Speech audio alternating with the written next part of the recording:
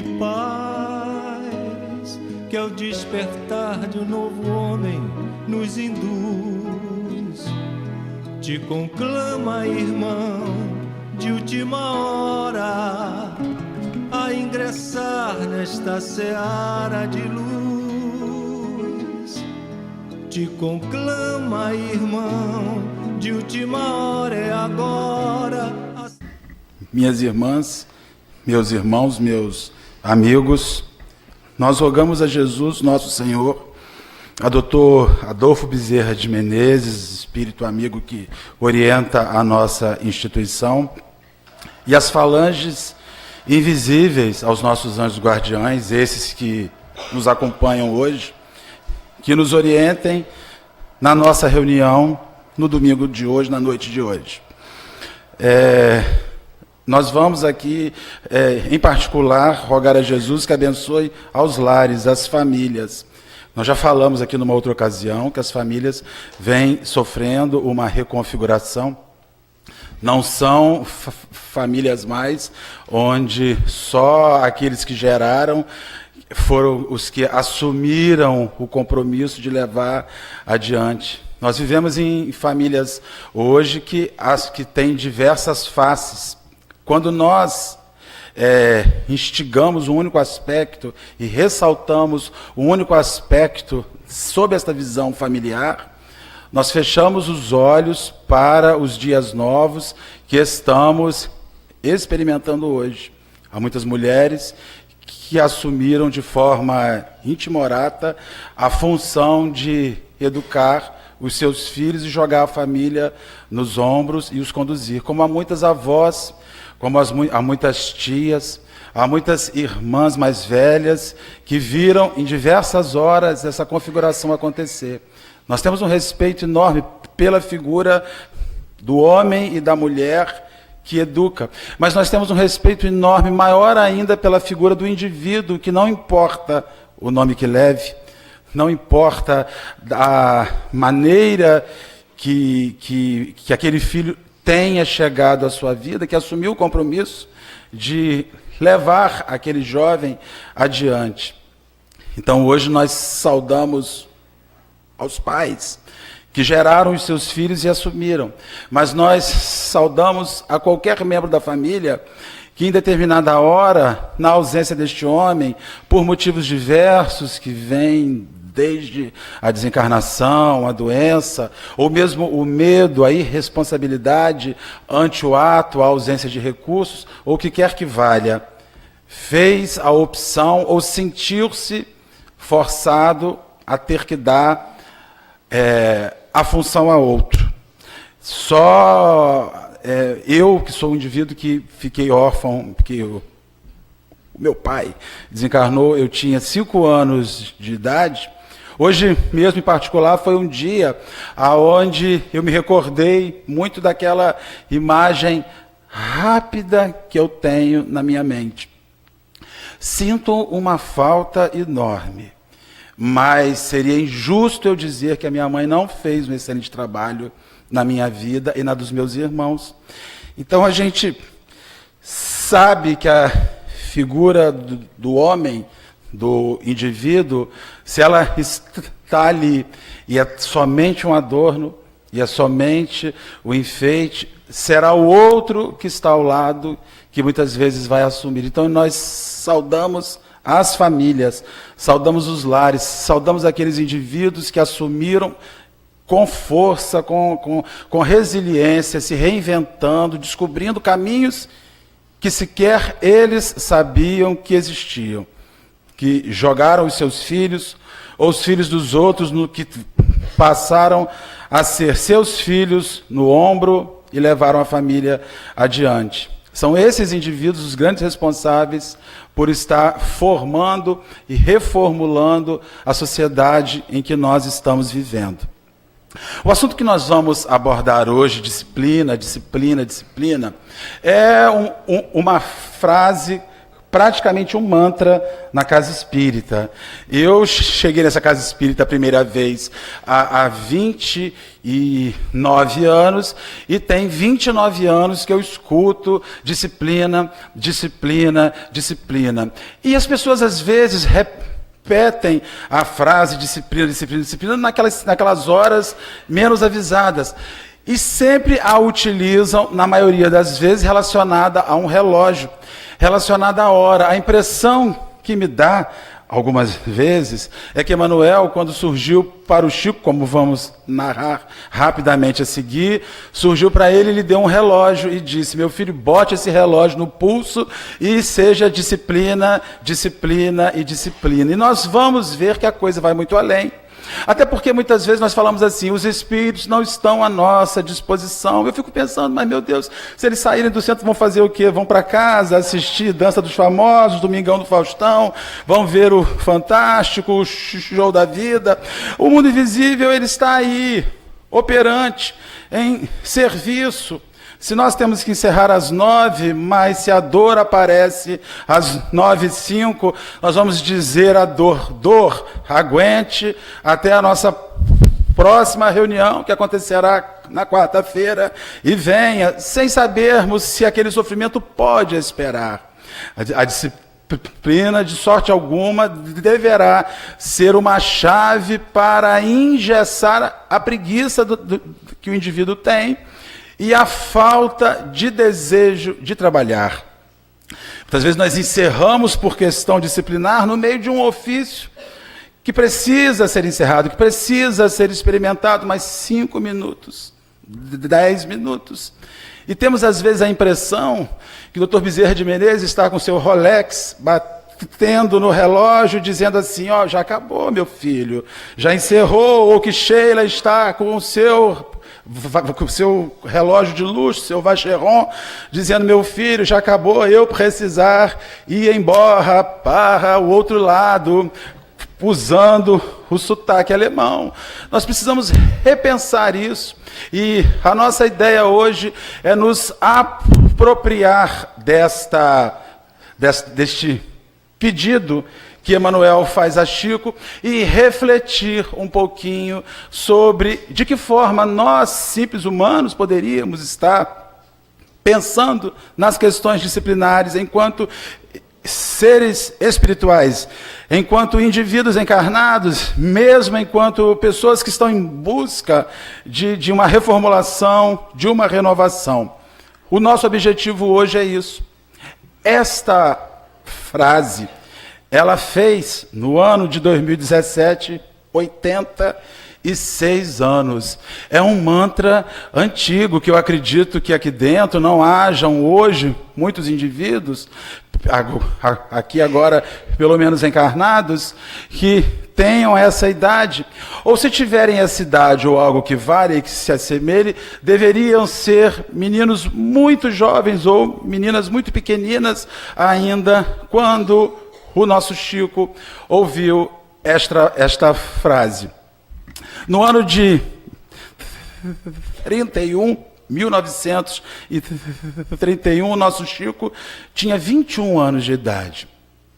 Quando nós imaginamos Chico, é difícil nós imaginarmos, ainda que nós tenhamos visto o filme, que ele um dia foi jovem. Nós achamos que o Chico sempre é uma pessoa velha, já nasceu velho, sempre viveu velho, sempre não teve cabelo, sempre enxergou mal, sempre foi uma pessoa velha. Na nossa relação é difícil imaginar que aquele homem que nós enxergamos como a base da doutrina espírita que a gente avança hoje, que seguiu Kardec, que veio alinhavando Allan Kardec e nos dando algumas informações que vêm ampliar a visão que a obra de Kardec já oferece.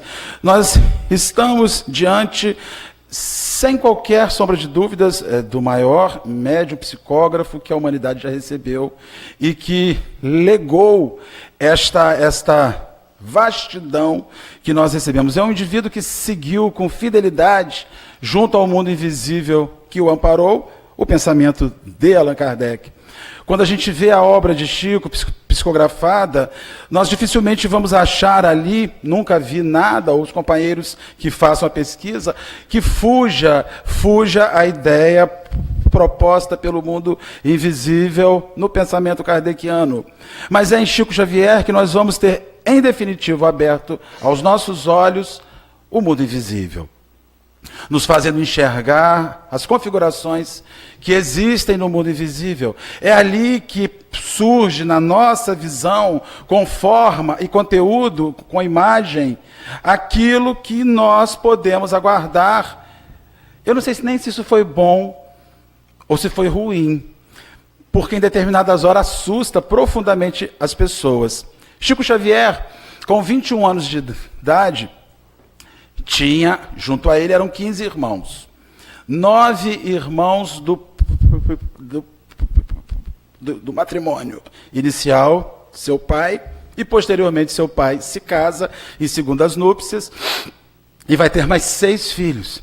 Então eram 15 meninos e meninas, e o Chico, o mais velho, o irmão mais velho, que tinha 21 anos naquela época. A madrasta, a boa mãe que ele recebeu, que foi a grande responsável por reunir os filhos de João de volta, porque temos os filhos de Francisco, mas nós estamos falando aqui dos filhos de João Cândido, que ao ficar viúvo, pega os seus meninos, ele era uma pessoa que vivia só, com aquele monte de menino pequeno, e distribui aqueles filhos por seus familiares, pelas comadres, os compadres, e o Chico é premiado em viver com uma senhora que ele diz que foi a grande responsável por lhe ensinar a arte da paciência e do amor incondicional, porque a mulher lhe impingiu os sofrimentos mais terríveis, pavorosos, que o menino então de 5 anos podia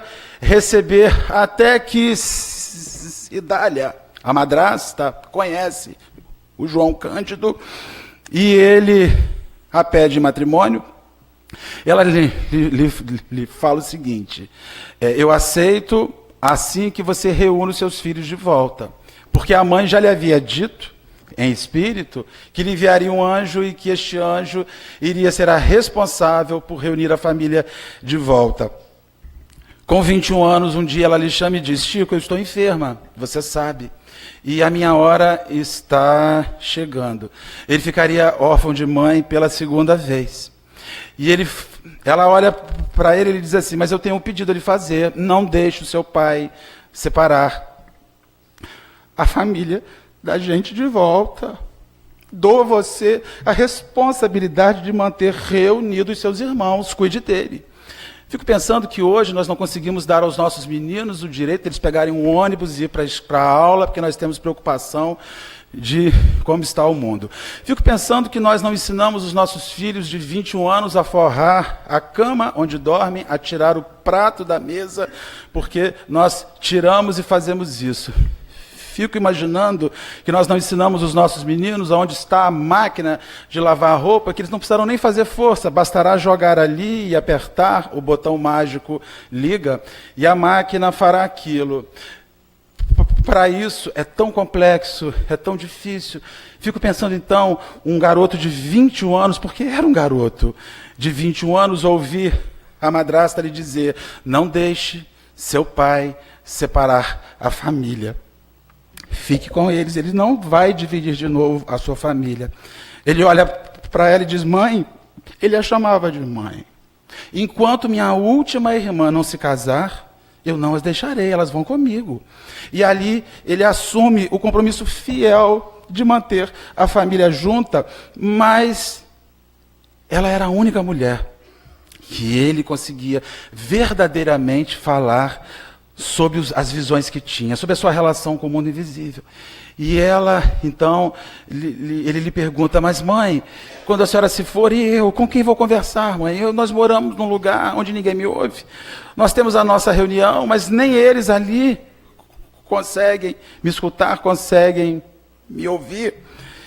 Ela lhe afirma que certamente haveria a hora que aqueles irmãos do arco-íris, de quem ele falava, surgiria-lhe a visão e iriam ajudar-lhe. Passa mais ou menos uns 3 meses daquela conversa e Cidália desencarna em março de 31.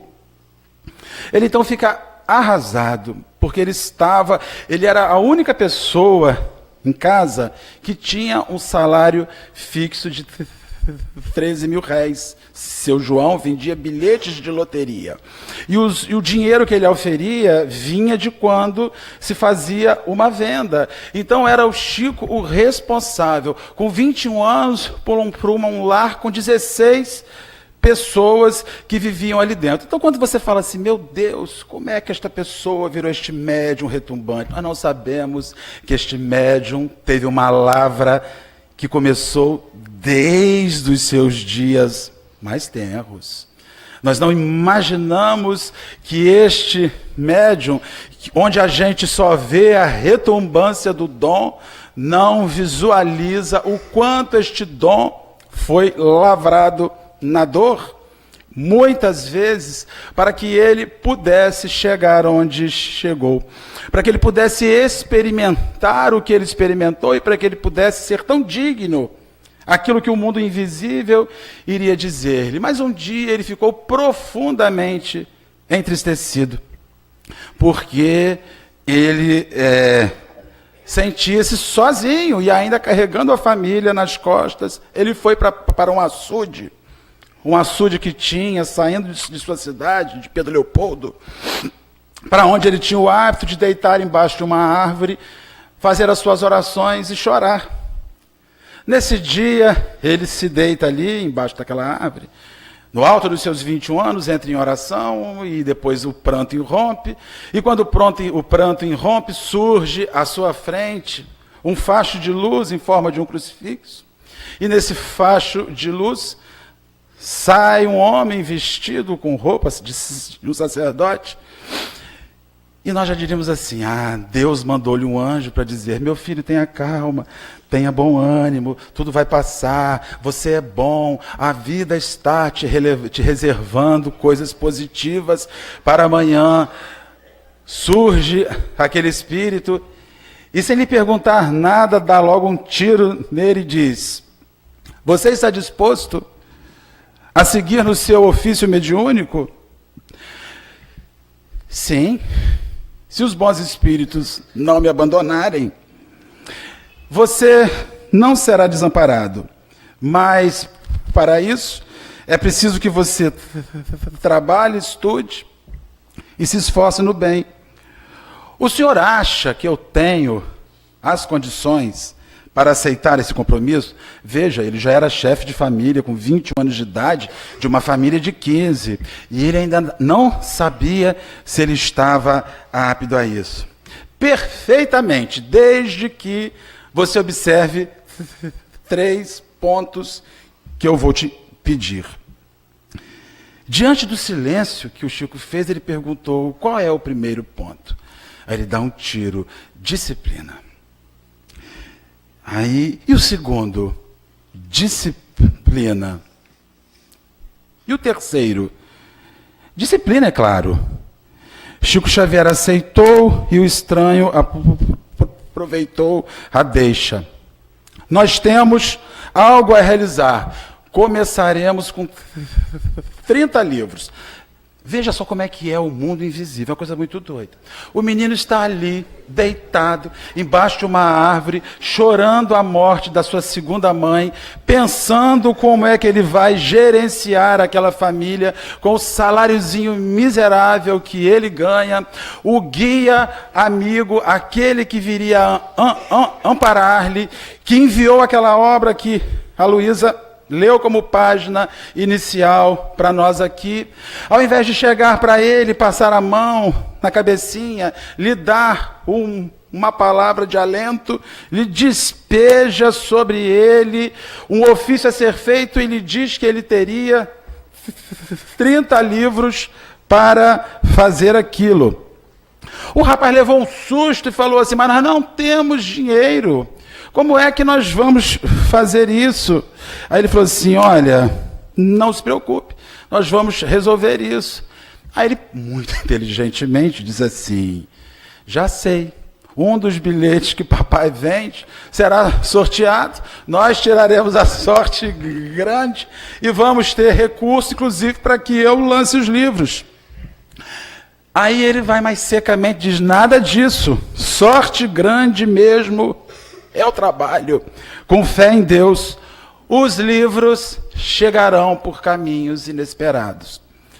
E eles chegaram e começaram ali na beira daquele açude, no momento mais difícil da vida dele, naquele momento complexo de estar completamente abandonado, um rapaz que estava beirando a penúria econômica, perde ainda o indivíduo responsável por reunir a família e ampliar a família com novos irmãos. Isso já serve para todos nós como uma lição, vez por outra.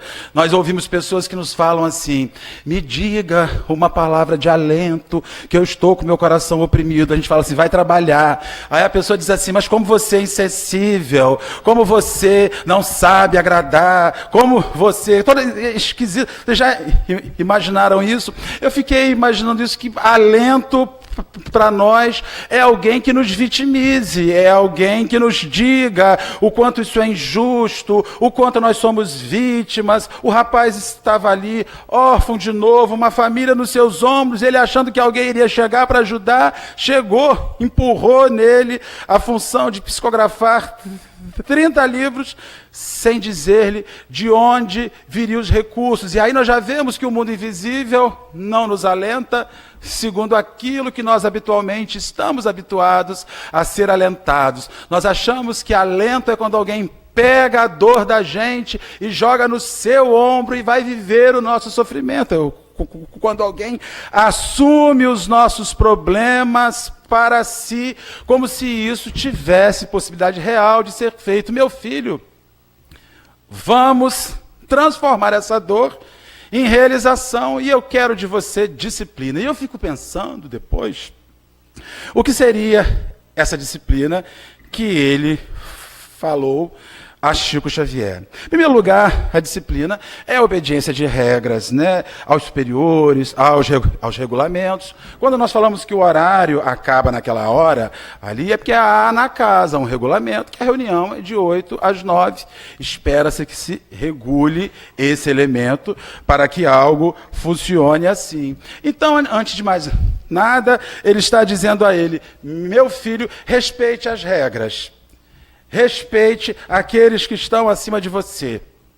Respeite aquilo que já está estabelecido e onde você está inserido, ou seja, respeite a codificação, respeite a obra de Allan Kardec. Agora, se nós tivermos que apanhar as questões disciplinares e transferirmos para o nosso cotidiano, para algo que vá além de um relógio, para algo que vá além de estar na hora, no meio de um auxílio espiritual, quando o sujeito está sendo desencarnado, fazendo atendimento na reunião mediúnica, alguém olha para o relógio e fala, Paulo Jorge, 9 horas, hora de acabar. Meu irmão, olha só, seu tempo aqui acabou, deu bingo ali agora, nosso atendimento que você já se deu, e a gente sabe, graças a Deus, que essa disciplina não funciona muito bem aqui, que a gente, se tiver que esticar mais 1 minutinho, 2 minutinhos, 10 minutinhos, a gente estica, porque nós não podemos dizer à pessoa, no meio de uma lágrima, engula a sua lágrima, que o seu tempo conosco já se deu, semana que vem chegue mais cedo, para você chorar bastante e com folga junto de nós. Então, quando nós imaginamos nas questões disciplinares, pensamos sobre a primeira disciplina que precisaria acontecer para que a obra dele, ou para que qualquer obra tenha sucesso. A primeira disciplina que se espera para se ter sucesso em algo que se vai realizar é aprender o que se faz. Chico, aprenda do que você vai fazer. Aprenda o que é o espiritismo. Aprenda o que é a mediunidade. Aprenda o ofício para o qual você está dizendo que deseja realizar. Nos fala Allan Kardec em O Livro dos Espíritos. Aprender espiritismo requer atenção, que é contínua, observação profunda, sobretudo como todas as ciências humanas, continuidade e perseverança. Ele está dizendo para Chico Xavier assim, ou poderia estar dizendo assim, ou qualquer um dos nossos guias, amigos, que se apresentasse a nós, iria dizer assim: você quer realizar algo? Quer ter sucesso sobre aquele algo que você deseja fazer? A primeira solicitação que eu vou te fazer é: conheça o que você quer fazer. Nós vemos a instituição espírita hoje com um indivíduo de pessoas, com um conjunto de pessoas que chegam aqui, e nós ouvimos isso diariamente. Eu fui numa pessoa e ela disse que eu sou médium e eu preciso desenvolver. Aí o cara chega aqui: ah, que bom, senhor, vamos desenvolver, vamos estudar. Mas como assim estudar? A mesa é quando? A mesa está ali, está lá. E a nossa casa, então, nem é branca, é de granito, é pesada para desgraçar, para aguentar os murros que o povo dá em cima. Aí você fala para o sujeito assim: não, fulano, mas você, ele quer desenvolver. Aí você diz assim: mas você precisa aprender. Aprender o que você vai realizar. Por quê? Porque à medida que você aprende o que você realiza, você para de achar. Achismos, ou eu acho, não cabe numa religião e não cabe no centro espírita. Às vezes nós estamos no meio de uma abordagem, num égio, num bate-papo, a gente vai e fala assim: olha, eu acho que isso não é assim. Eu falo: amigo, isso está lá no corpo da doutrina, redigido há 160 anos, porque as pessoas, elas acham como religião, como elas acham quando elas estão num restaurante self-service. Eu acho que hoje vai ser frango. Ou eu acho que hoje vai ser carne. Não, eu acho que hoje é peixe. Ou eu acho que hoje é vegano. Eu não vou comer nem carne. Não, eu acho que hoje eu vou usar o quadriculado. Não, eu acho que hoje vermelho fica melhor. Enquanto você acha, e acha no que diz respeito a você, não altera nada. Quando você acha em religião, você altera a base de uma doutrina. Então é preciso dizer que para que o Chico realizasse o que ele realizou, o seu primeiro aspecto disciplinar era conhecer o que se faz.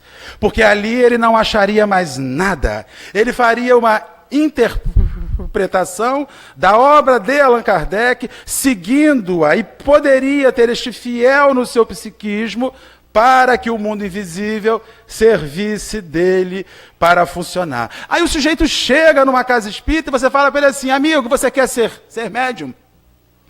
Quero. Então discorra para mim 2 minutos sobre como funciona o mecanismo mediúnico. Aí o cara engasga, gagueja. Há casos crônicos, como o meu particularmente, mas há outros que eles simplesmente gaguejam porque não sabem. Aí você diz: mas como é que nós vamos enfiar uma pessoa que não teve a disciplina primeira de aprender o que vai fazer para fazer algo? Ele certamente será veículo de forças sombrias, porque não conseguirá avaliar o fluxo daquilo que está acontecendo com a sua vida. Sequer estará aberto para avaliar, para ser avaliado quando a reunião se encerra. E muitas vezes nós olhamos para a pessoa e falamos: fulano, você hoje recebeu um espírito que estava destrambelhado demais. Gritou, falou alto, arfou, deu soco na mesa. Aí o cara olha para você e fala assim: qual o seu problema comigo, hein, Paulo Jorge? Você não gosta de mim? Por quê? Todo mundo, Edgar, arfa, chuta, bate na mesa, na minha hora não posso arfar. Meu amigo, mas não é isso que nós estamos falando. Estamos falando daquele indivíduo que se quer aprender para realizar. O Chico, antes de ser um médium excelente, era um sabedor, um conhecedor profundo da dinâmica daquilo em que ele estava inserido, daquilo a qual ele estava abraçando. E nós vemos a instituição espírita receber um volume. Nossa casa, então, é uma casa, costumamos dizer que é quase uma rodoviária, é gente que entra e que sai o tempo inteiro, que a gente nem sabe que é. É um tal de gente que entra aqui para pedir para ir ao banheiro, que a gente sabe que está vindo pela rua. Tem um banheirinho aí? Tem. Posso tomar água? Pode, vai embora. Tá? Porque isso é este fluxo de pessoas que vêm. E o indivíduo entra na instituição e diz assim: eu quero fazer algo, então, disciplina. A primeira disciplina: aprenda onde você está. Aprenda o que você está fazendo. Aprenda como funciona. Até partir um legume, os que cortam um legume, precisam entender que eles estão jogando uma vibração, uma energia sobre aquele alimento. Que se você não está no momento bom, que se a sua energia não é boa, você pode estar fazendo uma infecção energética naquele alimento, que o mundo invisível vai dissociar, vai separar depois. Mas nós estamos imantando esses elementos. Quando nós estamos vendendo uma roupa no centro espírita e levanta ela na pichincha ali, e você se aborrece, se deixa levar por uma irritação de um companheiro, você simplesmente joga naquela roupa, no bazar, o vasinho. Não dá para você fazer um desconto, uma melhorzinho nesse preço. O companheiro que vende se aborrece e manta e joga. A livraria, então veja, nós achamos que mediunidade é algo que se vive só numa sala trancada. E o tempo inteiro, toda a nossa energia é distribuída por uma casa espírita inteira. Então a primeira disciplina que eu deveria ter é de saber o que faço, saber onde estou, saber como funciona, para depois eu me lançar na tarefa, para depois eu buscar a tarefa. E se eu desejo obrar, que eu obre, mas ao mesmo tempo que eu aprenda, que eu saiba que há muito que se aprender na disciplina do conhecimento. O mundo invisível, para realizar por nós, precisa que nós ofereçamos a ele um arcabouço de informações que eles possam manipular no nosso psiquismo e dar a essas informações um sentido prático, objetivo e real. Tudo o que se faz numa casa espírita, qualquer porta que se abre numa instituição espírita, em nome do espiritismo, exige que as pessoas, no mínimo, conheçam a dinâmica dos fluidos, das energias, das coisas, as possibilidades. Muitas vezes insurgem-se nos núcleos institucionais aborrecimentos, porque o companheiro não se lembra o que é obsessão. E não se lembra que muitas vezes a voz mais alta que aquele irmão usou, numa forma menos avisada, foi um amiguinho invisível, altamente obsidiável, que o perturbou. E ele, ao invés de ler aquilo com uma perturbação que precisa oração, ele sintoniza aquilo e aquilo ganha vulto. Na casa espírita, as coisas boas são fabulosas, mas as coisas ruins, às vezes desse tamaninho, ganham um vulto gigantesco, porque muitas vezes o companheiro espírita vem e não sabe o quão sujeito às forças invisíveis que estão aqui dentro, ainda que seja botando a aguinha num copinho ali fora. Então veja, o primeiro aspecto é, filho meu, você quer ter sucesso na obra? Nós podemos saber que você vai estar? Então o sucesso inicial que nós esperamos de você é, aprenda o que você faz. Nós precisamos que você não seja um veículo de manobra de forças infelizes. E Chico Xavier, sempre que abordava algo em público, sempre que falava algo em público, recordava uma máxima do Evangelho segundo o Espiritismo, pensava uma máxima que tinha na obra de Allan Kardec, fazendo-nos ver que ele estava ali, mas mantinha os seus vínculos com o conhecimento original da coisa. Então ele poderia ter dito, ao invés de dizer-lhe a primeira disciplina, ter dito: que eu espero de você, Chico, é que você aprenda. Aprenda o que você vai fazer. Aprenda o que precisa ser realizado. A segunda disciplina, pedindo licença a Emmanuel e a Chico Xavier, espero que eles me deem, se não me der, né? Não me derruba daqui não. Mas a segunda disciplina é a disciplina de fazer. A disciplina de realizar. Nós sentamos com companheiros às vezes e conversamos com eles, eles conhecem tudo. Mas quando nós os procuramos nas lides de atividade, de tarefa, não os vemos. São aqueles indivíduos que beberam na fonte, comeram os livros, foram a todos os congressos, os seminários, os simpósios, assistem diariamente, assistem tantos vídeos nos canais de YouTube, que não dá tempo de vir trabalhar, porque passa o tempo inteiro livre assistindo vídeo e não consegue realizar. No Evangelho segundo o Espiritismo, Allan Kardec, sobre o homem de bem, diz o seguinte: o homem possuído pelo sentimento de caridade e amor ao próximo faz o bem pelo bem, sem esperar recompensa. Paga o mal com o bem. Toma a defesa do fraco contra o forte e sacrifica sempre o seu interesse, a justiça. Nos fala Allan Kardec sobre isso em O Evangelho segundo o Espiritismo. Ou seja, o homem de bem é aquele indivíduo que não só sabe, mas é aquele homem que faz, e faz o que é certo. Faz aquilo que precisa ser realizado. Faz o bem sem esperar a recompensa. Paga o mal que ele recebe com o bem. Toma para si a defesa do homem injustiçado, do homem que não recebeu a justiça, e ajuda-lhe para que aquilo seja resolvido. E mais, sacrifica os seus próprios interesses para que a ação justa ocorra. O homem que quer fazer o bem, fazer o certo, ter a disciplina pelo certo, não pode resvalar nas ações injustas. Uma das coisas mais fabulosas sobre a vida de Chico Xavier, Paulo, é você ver um indivíduo que viveu 92 anos sem marcas. Não há marcas. Ninguém conhece uma marca. E olha que se alguém soubesse uma coisa ruim daquele homem, sabe, no ano de 1999, Chico me ligou que ele ia pagar muito imposto de renda. Aí ele falou assim: esse eu não vou pagar muito imposto de renda, só me dá um recibinho aí, doutor, porque eu vou abater na minha declaração, porque eu não vou dar dinheiro para o governo, né? Não vou dar esse mole para o governo, né? Então, a gente nunca ouviu isso desse sujeito.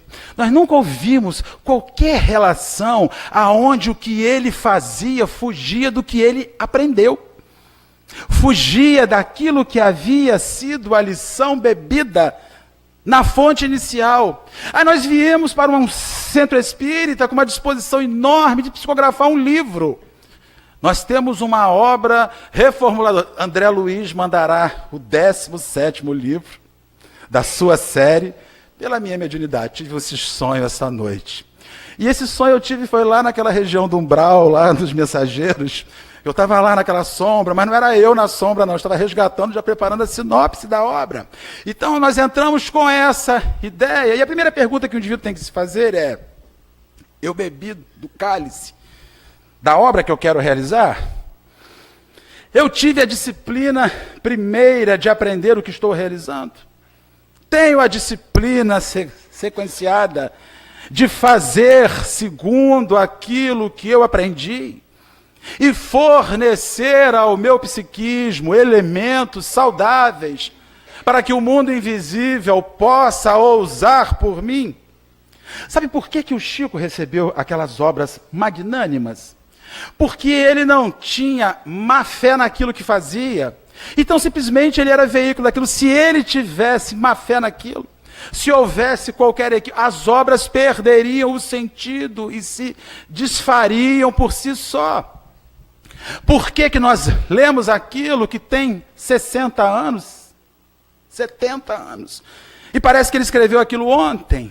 Porque aquilo foi feito por um indivíduo que sabia o que fazia, e o que fazia, fazia sem ressalvas para com o mal. Estava completamente envolvido em realizar da melhor forma. Ele não vestia uma imagem de santo, do santo do dia, quando o guia aparecia para escrever a obra. Ele vivia o seu dia em sintonia daquilo que aprendeu, para que fizesse sentido tudo que viria a ser realizado adiante. Quando nós vemos hoje surgir um médium bom, nós perguntamos se, aí logo dizem assim, surgiu o novo herdeiro do Chico. Para ser o novo herdeiro do Chico, não basta ser um médium bom, porque médium bom não falta, com dom. Mas nós temos que pensar, este próprio médium tem que se perguntar, eu sou um homem do quilate, daquele que dizem que eu sou o herdeiro? Eu sigo as questões disciplinares, e a primeira disciplina foi eu aprendi. O segundo elemento disciplinar é eu estou fazendo segundo eu aprendi. Isso é a pergunta que nós nos fazemos sempre.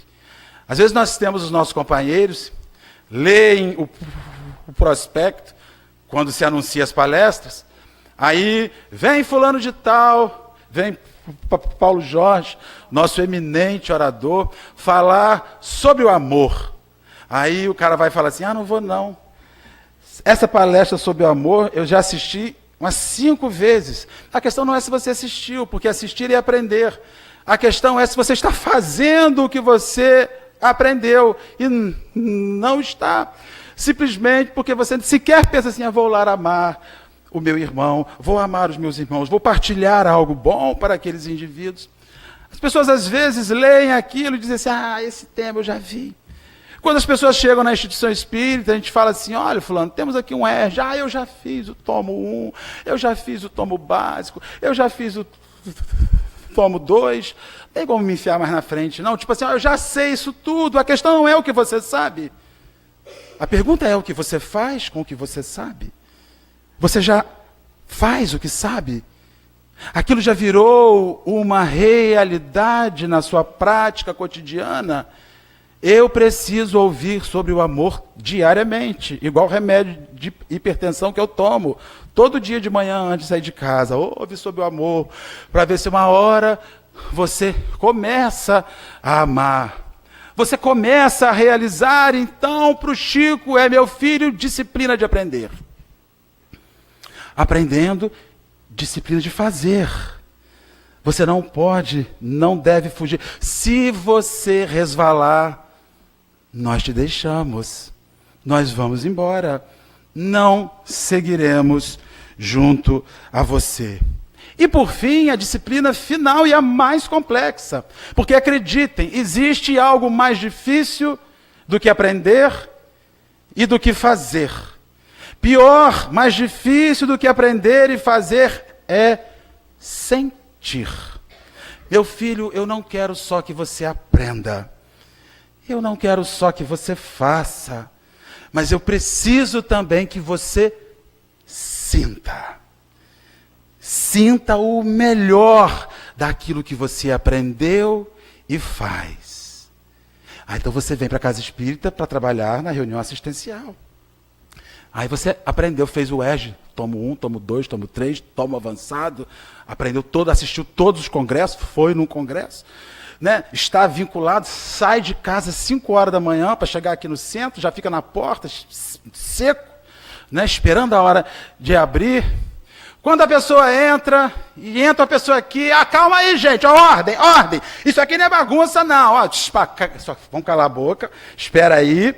Então, quer dizer, você sabe, você faz, mas você não respeita. Você não sente por aqueles indivíduos que estão ali. No Livro dos Espíritos, nos fala Allan Kardec.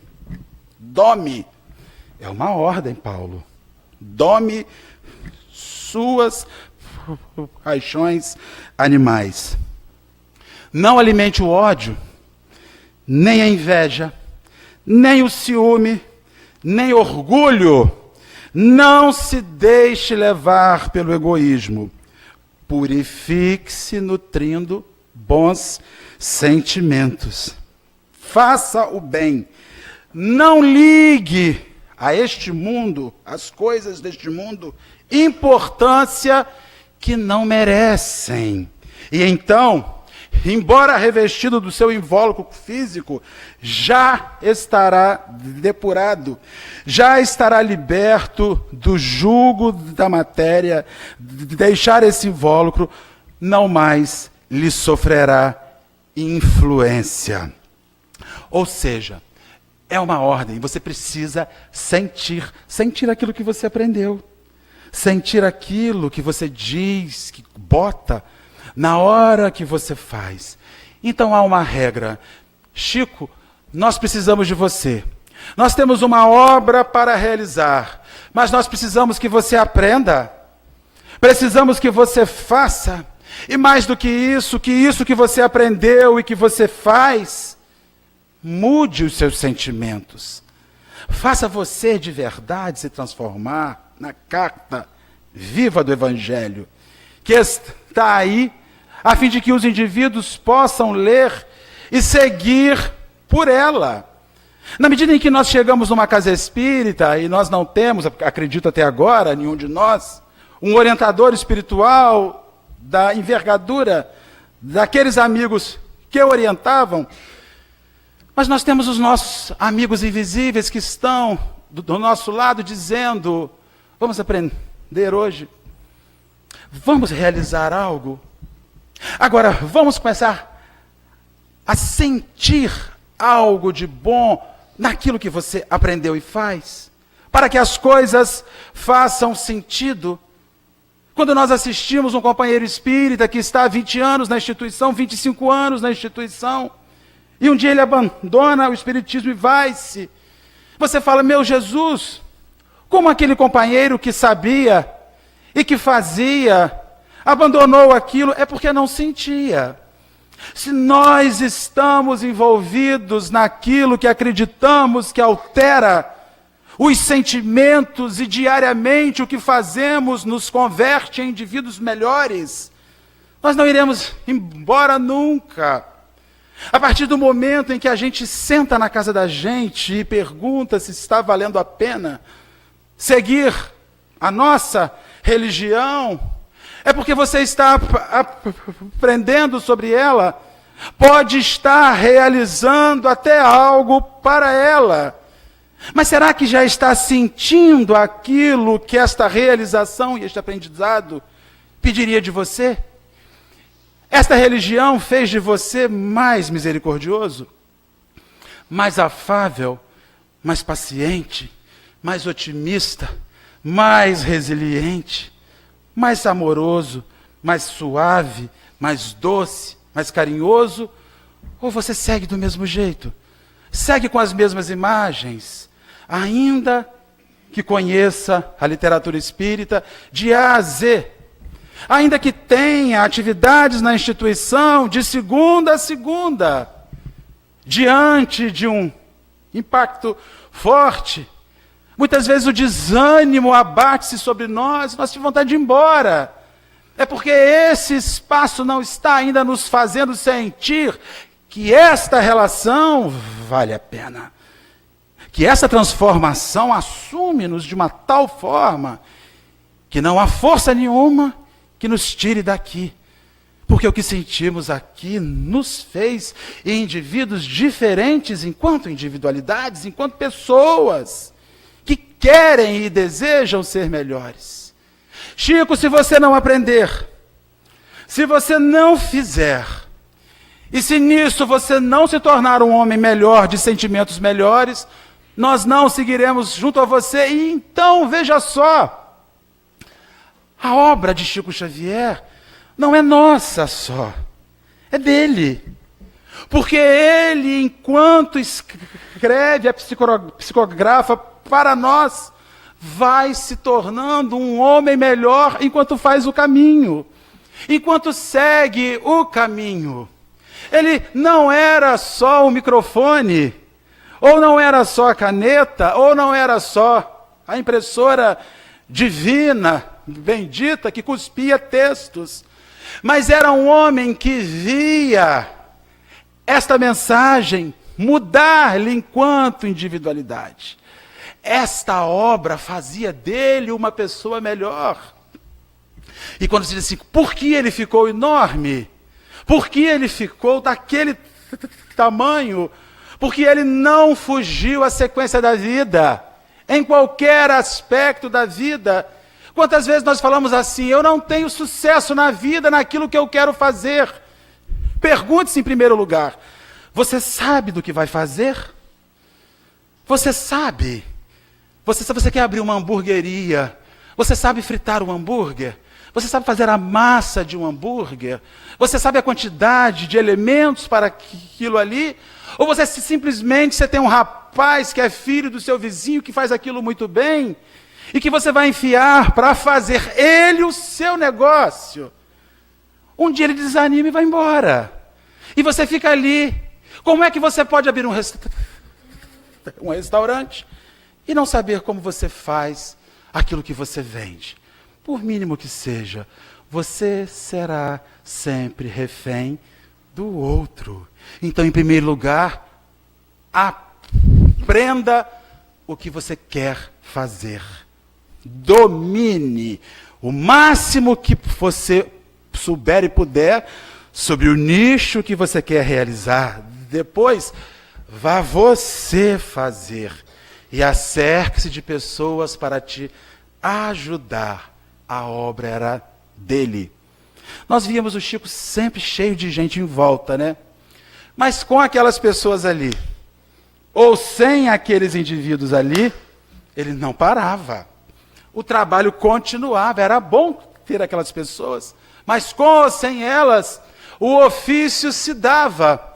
Quantas vezes nós aprendemos sobre algo e quando somos chamados a fazer sobre aquele algo, nós desanimamos porque olhamos para o lado e falamos assim: não deu certo porque eu estou a sós. Como você está a sós? De quem mais você precisa, além do seu conhecimento e da sua força de realização? E que isso te faça, em sentimento futuro, um homem melhor, feliz com a sua realização. Nós vamos achando diariamente pessoas que sabem e não fazem, pessoas que fazem e não vão a lugar nenhum porque não sabem, pessoas que sabem e fazem, mas não sentem. Aquilo não faz delas pessoas felizes. E pessoas que sentem, mas não sabem por que sentem, porque nem fazem nem aprendem.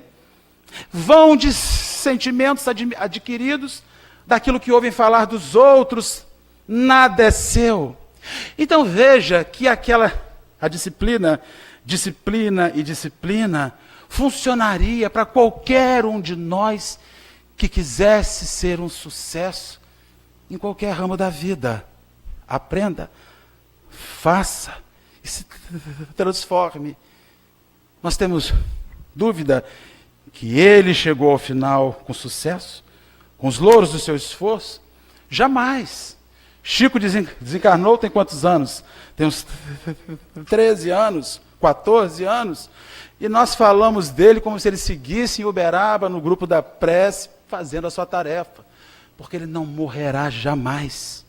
Simplesmente porque ele será recordado sempre como aquele indivíduo que chegou ao final, fechando o seu ciclo de realização e mais ainda, aquele ciclo fez dele um homem melhor. Fez dele este indivíduo retumbante que nós recordamos sempre, eu, graças a Deus, por 2 vezes, tive a oportunidade de vê-lo pessoalmente. É uma situação ímpar, única, onde nós podemos ver um homem que sabia o que fazia e que sentia naquilo que fazia o melhor a realizar. Certamente os guias da gente, diariamente, no silêncio da nossa mente, quando a gente acorda, nos dizem assim: hoje é dia de você aprender. E em aprendendo é dia de você realizar algo. E em realizando algo, que isso te faça um homem melhor. Pessoas que não aprendem, que não fazem, não sentem. E pessoas que não vivem isso, certamente sobrevivem, não vivem. E são aqueles que ao desencarnar vão ter que se ver, quando disseram assim: mas e as oportunidades que você recebeu? Que oportunidades? Oportunidade de aprender, de fazer e de sentir. Qual você escolheu? Ou por que não escolheu? Disciplina disciplina, você não cumpriu as regras que a vida te deu. Que nós possamos refletir sobre isso na noite de hoje e achar que a vida tem que ter uma sequência. E essa sequência nós botamos no dia em que resolvemos o que vamos aprender, para onde vamos seguir e o que esperamos sentir disso no caminho e fechando isso no final. Que Jesus, nosso Senhor, nos ampare e nos guie. Que o Espírito Bezerra de Menezes vele por cada um de nós, nos ajude e nos resguarde. E que mais ainda, hoje à noite, se tiver tempo, Emmanuel bata na porta de cada um de nós e num sonho chegue lá, nos dando uma cutucadinha de leve. E aí, estou te esperando, vamos lá. Disciplina, disciplina, disciplina. Vamos adiante. Que Jesus, nosso Senhor, nos guarde e nos abençoe hoje e sempre.